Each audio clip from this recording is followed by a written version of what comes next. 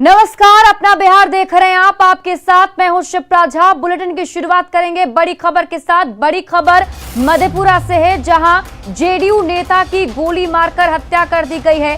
पूर्व प्रदेश महासचिव प्रदीप शाह की हत्या की गई। बिहारीगंज प्रखंड मुख्यालय के मेन बाजार के पास घटना को अंजाम दिया गया। हत्या के बाद लोगों में आक्रोश है और लोग जो हैं वो सड़कों पर उतर आए हैं। बिहारीगंज बाजार में दुकानों को बंद कर दिया गया है और आक्रोशित लोग हंगामा कर रहे हैं। पुलिस की टीम हत्यारों की तलाश में जुटी हुई है। तस्वीरें हम आपको दिखा रहे, देखिए सड़कों पर किस तरीके से खचाखच लोगों की भीड़ जमा है। हमारे साथ हमारे सहयोगी तुरबसु अधिक जानकारी के साथ जुड़े हुए हैं। तुरबसु, फिलहाल क्या स्थिति है? अभी भी जाम बरकरार है या फिर पुलिस की टीम वहां समझाने की कोशिश कर रही है?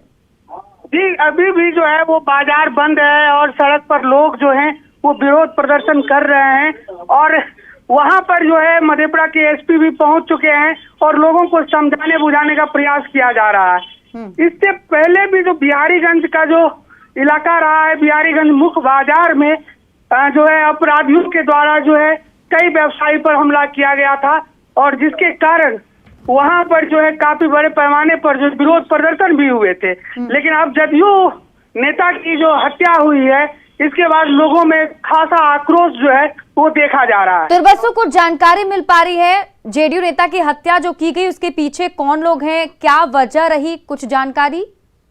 जी, अभी तक तो कोई बात सामने नहीं आ रही है। बताया जा रहा है जो बाइक पर 3 जो है वो अपराधी सवार थे और वे जदयू नेता जब घर के आगे खड़े थे उसी बीच में नजदीक से उनके सर में गोली मारी गई और उनकी हत्या करके वहां से बाइक सवार अपराधी फरार हो गए हैं। तुरबसु, परिजन कुछ बता पा रहे हैं क्या? इससे पहले किसी से दुश्मनी थी या इससे पहले भी कभी ऐसा कुछ अटैक हुआ था उन पर? जी, आमतौर पर जो देखा जा रहा है, जो हत्या की जो घटना होती है तो शुरुआती दौर में जो है परिजन जो है वो कुछ भी बताने से बचते दिखते रहे। तो अभी जो है वो हर पुलिस भी प्रयास कर रही है जो परिजनों का बयान सामने आए और उसके अनुसार से वो अनुसंधान को आगे बढ़ाए, लेकिन अभी कोई कुछ भी बोलने से बच रहा है।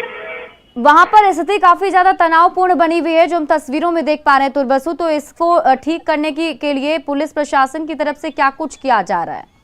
जो पुलिस के वरीय अधिकारी हैं वो वहाँ पे पहुंच चुके हैं और जो भी राजनेता हैं, जो कि चाहे जदयू के हों और बीजेपी के हों और जो भी लोग जो नेतृत्वकर्ता हो सकते हैं, उनके साथ बातचीत की जा रही है। एसपी ने भी आग्रह किया है लोगों से, जो चूंकि पुलिस को अनुसंधान करना है और अपराधियों की गिरफ्तारी करनी है, यदि इस तरीके से विधि व्यवस्था का संकट खड़ा होता है तो अनुसंधान में परेशानी होती है। तो वो भी आग्रह लोगों से कर रहे हैं जो वो पुलिस को काम करने दें और विश्वास। बहुत बहुत शुक्रिया तमाम जानकारी के लिए तुरबसु। और इसी बीच नालंदा से एक और बड़ी खबर सामने आ रही है। एग्जीक्यूटिव इंजीनियर अरुण कुमार के घर छापेमारी जारी है। देवघर और नालंदा में ठिकानों पर छापेमारी चल रही है। नालंदा में मिले हैं 15 पासबुक, 5 जमीन के कागजात, वहीं 12,000 नगद मिले हैं, 7 लाख के आभूषण भी मिले हैं। डीएसपी सुधीर कुमार के नेतृत्व में ये छापेमारी चल रही है। पुलिस अकेडमी राजगीर के कार्यालय में छापेमारी वहां भी चल रही है। पुलिस बिल्डिंग कॉरपोरेशन के इंजीनियर हैं अरुण कुमार, जिनके 2 ठिकानों पर फिलहाल छापेमारी चल रही है। तस्वीरें भी हम आपको दिखा रहे, देखिए देवघर की तस्वीर, जहां देवघर पर उनके आवास पर यह छापेमारी चल रही है। वहीं दूसरी तरफ राजगीर की तस्वीर हम आपको दिखा रहे हैं। यहां भी छापेमारी ईओयू की टीम जो है वो कर रही है और बहुत कुछ बरामद भी किया गया है। अहले सुबह से इसको छापेमारी जो थी वो चल रही थी और फिलहाल अभी बहुत सारा जो डॉक्यूमेंट्स है जमीन का वो बरामद किया गया है। कई सारे ज्वेलरी जो है वो बरामद किए गए हैं। तस्वीरें भी आप देख पा रहे होंगे, उसमें दिख रहा होगा आपको कि किस तरीके से एक एक चीजों की तलाशी ली जा रही है टीम की तरफ से और जो कुछ भी बरामद हो रहा है उसे रिकॉर्ड किया जा रहा है। आय से अधिक संपत्ति का मामला सामने आया था, जिसके बाद ईओयू की टीम ने छापेमारी की।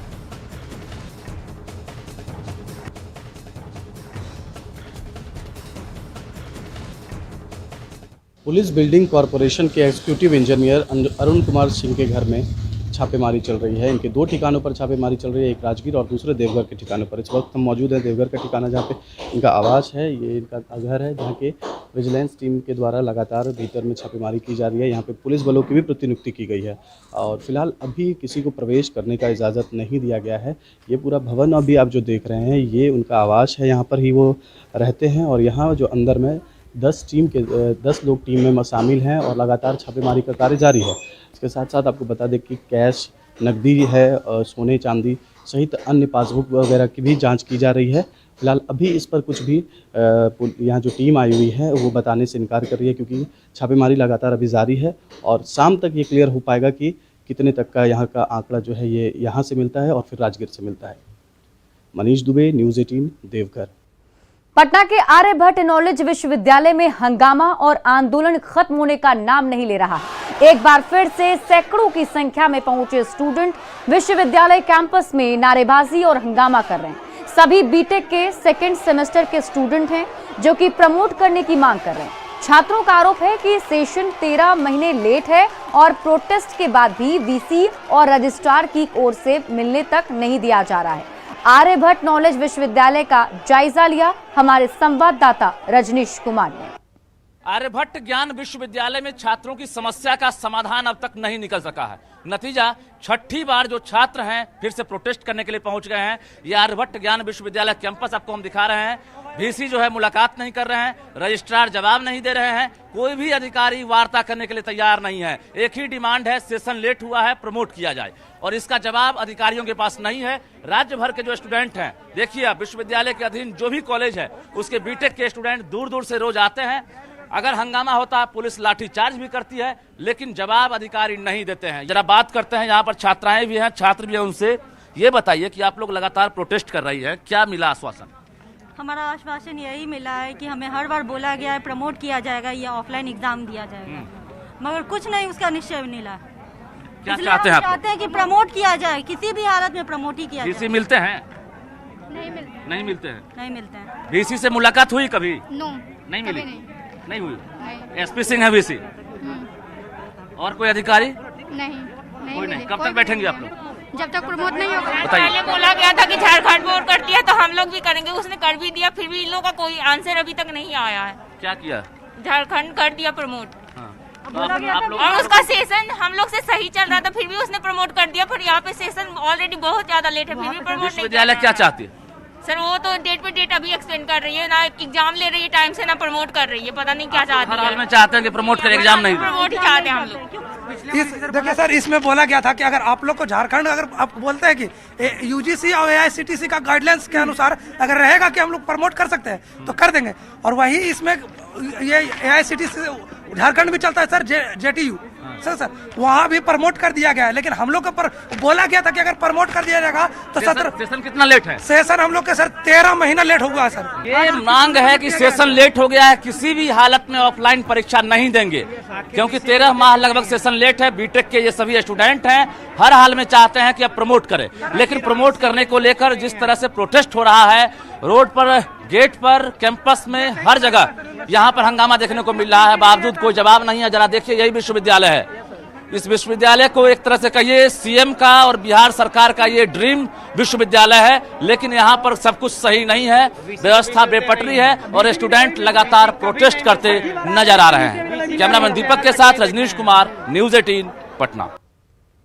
रूस और यूक्रेन के बीच युद्ध की स्थिति बनी हुई है। ऐसे में यूक्रेन में रह रहे बिहार के लोगों की भी चिंता बढ़ गई है। रोहतास के डालमिया नगर के रहने वाले डॉक्टर अमित कुमार पिछले 27 सालों से यूक्रेन में रह रहे हैं। वहां के बिगड़े हालात से वे लोग काफी ज्यादा चिंतित हैं। यूक्रेन से उन लोगों ने वीडियो बनाकर भेजा है, साथ ही बताया है कि भारत सरकार उन लोगों को भरपूर मदद कर रही है। बता दें कि क्रीमिया को लेकर यूक्रेन और रूस में तनातनी चल रही है। पिछले 27 सालों से यूक्रेन में रह रहा हूँ। जो स्थिति यहाँ युद्ध की बनी हुई है, थोड़ा माहौल डर और भय का है, लेकिन स्थिति अब अंडर कंट्रोल है। हमें भारतीय सरकार की तरफ से मदद मिल रही है और यूक्रेनियन सरकार जो है वो भी हमें मदद दे रही है। बाकी स्थिति यहाँ शांतिपूर्ण है और उम्मीद करता हूं कि जो भी यूथ की संभावनाएं हैं वो खत्म हो जाए। और अब बात नवादा की। नवादा में महिला पर डायन का आरोप लगाकर उसकी हत्या कर दी गई। बर्बरता की सभी सीमाओं को लांघते हुए लोगों ने इस घटना को अंजाम दिया। पहले महिला को पेट्रोल से जिंदा जलाकर मारा गया, फिर उसे तालाब में फेंक दिया गया। मृतक महिला की बहन और बहनोई ने रजौली थाने पहुंचकर इस घटना की जानकारी पुलिस को दी। जानकारी के मुताबिक महिला को डायन कहकर अक्सर प्रताड़ित किया जाता था। परिजनों ने बताया कि गांव के ही कुछ लोगों ने उसे मार डाला और मौके पर लगभग 50 से ज्यादा की संख्या में लोग मौजूद थे।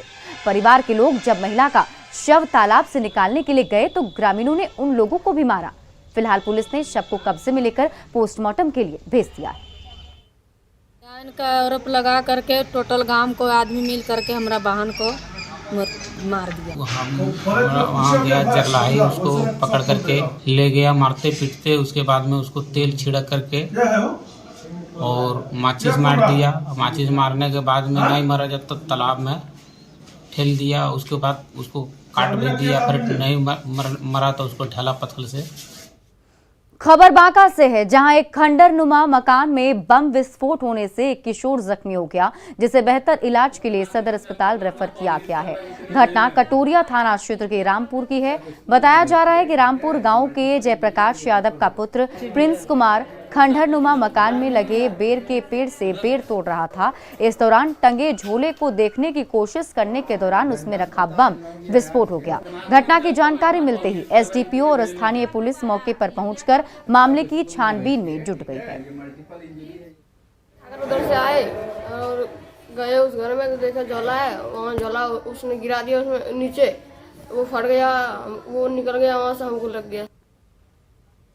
और इसी बीच अररिया से एक बड़ी खबर सामने आ रही है। 1000 किलो से ज्यादा कत्था जब्त किया गया है।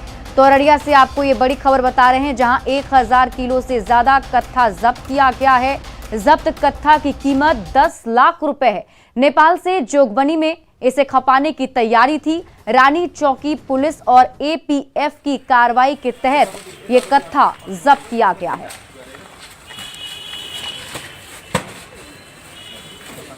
शराब तस्करों पर शिकंजा कसने में ड्रोन बहुत ही कारगर साबित हो रहा है। ड्रोन के माध्यम से पुलिस देसी शराब की भट्टियों को चिन्हित कर ध्वस्त कर रही है।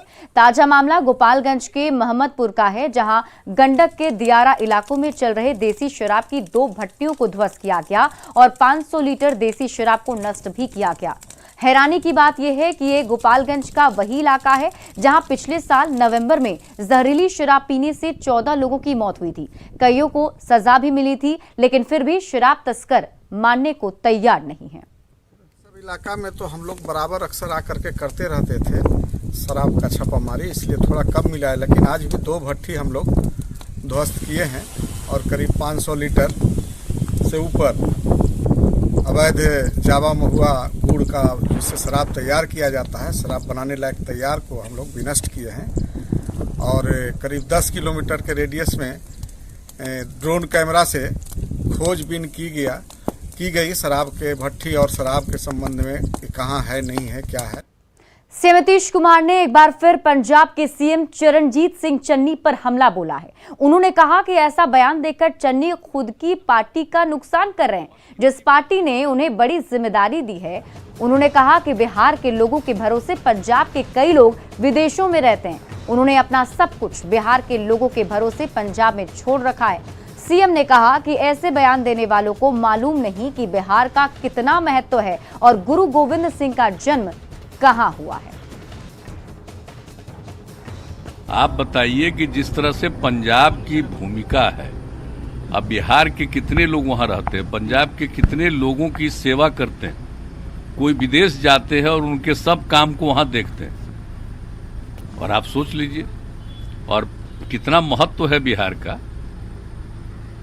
गुरु गोविंद सिंह जी महाराज का जन्म कहाँ हुआ था और कितनी बड़ी संख्या में पंजाब से लोग हर बार जाते हैं और किस तरह से बिहार में लोग वहाँ भी पूजा करते हैं, वहाँ उनके प्रति सम्मान प्रकट करते हैं। जो लोग भी बाहर से आते हैं और जो 350वां हुआ था, तो याद है ना कि कितना बड़ा आयोजन हुआ 17 में। इस साल कितना बढ़िया हुआ और उसके अलावे लगातार हो रहा, तो कितने लोग प्रसन्न हुए थे अब पता नहीं किस तरह के व्यक्ति है जिनको ये मौका दे दिया अपने पार्टी ने, ये सब कुछ जानते ही नहीं है। बिहार के पशुपालन मंत्री और वीआईपी अध्यक्ष मुकेश सहनी ने दिल्ली में मुख्यमंत्री नीतीश कुमार से मुलाकात की। उनकी ये मुलाकात बिहार सदन में हुई। मुलाकात के बाद उन्होंने कहा कि वो एमएलसी की सभी 24 सीटों पर चुनाव लड़ेंगे और वो जीतने के लिए चुनाव लड़ रहे हैं। हालांकि इस बारे में उनकी मुख्यमंत्री से कोई बात नहीं हुई। मैं अपनी सरकार बनाने के लिए, अपने प्रत्याशी को जिताने के लिए मैं उत्तर प्रदेश में मेहनत कर रहा हूँ। ज़्यादा से ज़्यादा कोशिश करेंगे कि उत्तर प्रदेश की जनता हमारे पार्टी पे ध्यान दे और हमारे प्रत्याशी को जिताए। उसके लिए मेहनत कर रहे हैं, संघर्ष कर रहे हैं हम लोग। तो भला हम किसी को विरोध क्या करेंगे, हम तो अपना काम कर रहे हैं। और अब बात लालू प्रसाद की, जो चारा घोटाले में डोरंडा कोषागार से अवैध निकासी के मामले में दोषी करार दिए जा चुके हैं। वो रांची के रिम्स के पेइंग वार्ड में रह रहे हैं, लेकिन लालू प्रसाद वहीं से सियासी गतिविधियां चला रहे हैं। पेइंग वार्ड में लालू से मुलाकात को लेकर जेल मैनुअल का उल्लंघन का जिक्र किया गया है। जेल मैनुअल का लगातार उल्लंघन कर कई विधायक और नेता लालू प्रसाद से मिलने के लिए रिम्स में जा रहे हैं। तस्वीरें आपके टीवी स्क्रीन पर है, जिसमें आप खुद देख सकते हैं कि रिम्स के पेइंग वार्ड में लालू यादव से आरजेडी के नेता और कार्यकर्ता बेधड़क मिल रहे हैं। यही नहीं, लालू के पास उनके पूर्व सेवादार इरफान और लक्ष्मण भी दिखे। वहीं आरजेडी नेता अभय सिंह और रंजन यादव भी साफ दिखाई दिए। इरफान और लक्ष्मण लालू के पूर्व सेवादार हैं। अब आपको एक और तस्वीर दिखाते हैं। गोड्डा के पूर्व विधायक संजय यादव की ये तस्वीर है। संजय यादव आरजेडी अध्यक्ष लालू प्रसाद से मिलने के लिए रिम्स पहुंचे।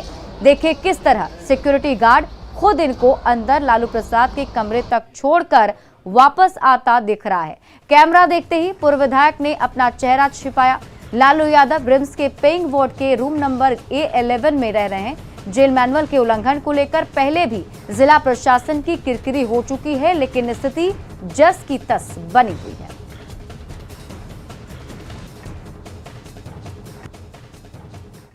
अब आप समझिए कि क्या होता है जेल मैनुअल, जिसको फॉलो करना चाहिए। तो जेल में 3 लेयर सुरक्षा की व्यवस्था की जाती है और जेल प्रशासन की अनुमति के बिना लालू प्रसाद यादव से कोई भी व्यक्ति नहीं मिल सकता है। रिम्स के डॉक्टरों को छोड़कर, यानी जो डॉक्टर हैं उन्हें छोड़कर कोई भी व्यक्ति पेइंग वार्ड में जा भी नहीं सकता है। तैनात सुरक्षाकर्मी मैनुअल की पूरी जानकारी उन्हें होनी चाहिए और उन्हें पूरी जानकारी होती है। सप्ताह में एक दिन शनिवार को 3 लोगों को मिलने की अनुमति दी जाती है। लालू प्रसाद यादव अगर टहलने के लिए भी निकले हैं तो उनके साथ सुरक्षाकर्मी मौजूद रहेंगे।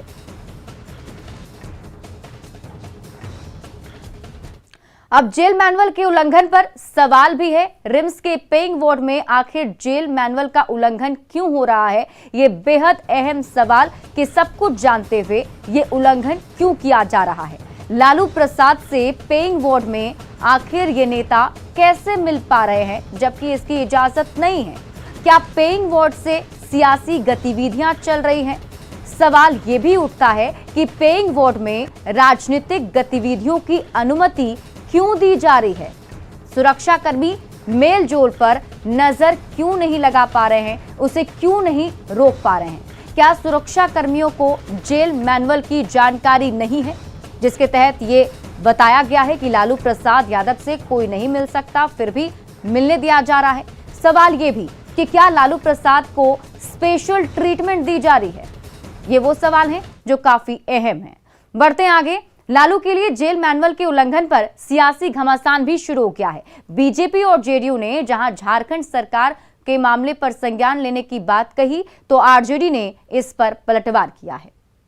ये तो झारखंड सरकार को देखना है और जेल मैनुअल का उल्लंघन है तो ये झारखंड सरकार को देखना चाहिए। जो मैनुअल है उसका पालन होना चाहिए। ऐसी बात है कि ऐसी सूचना कहाँ से आई कि जेल मैनुअल का उल्लंघन लालू प्रसाद जी कर रहे हैं?